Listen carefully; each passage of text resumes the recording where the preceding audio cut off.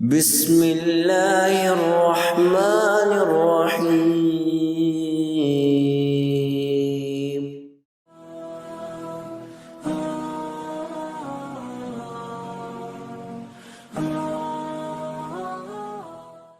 اب ذکر کرتے ہیں ان چند دعاؤں کا جو قبولیت کے درجے کو پہنچی۔ اللہ رب العزت کے حکم سے حضرت سلیمان علیہ السلام جانوروں، چرند پرند اور حشرات کی بولی سمجھتے تھے۔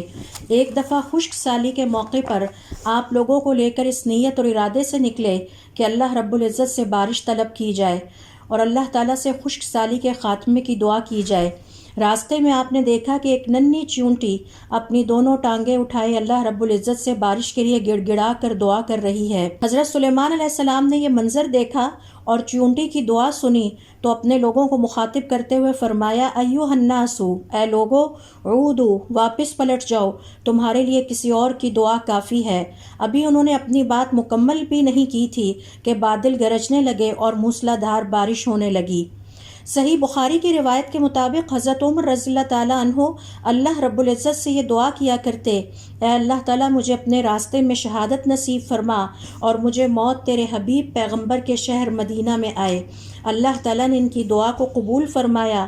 ان کا انتقال مدینہ میں اس حالت میں ہوا کہ آپ نے مجوسی کے ہاتھوں جام شہادت نوش فرمایا۔ عامر بن قیس رحمۃ اللہ علیہ نے اللہ تعالیٰ سے دعا کی کہ اے میرے رب، مجھ پر بڑھاپا آ گیا ہے اور میرے لیے سردی کے دنوں میں طہارت اور پاکیزگی اور وضو کو رکھنا آسان کر دے۔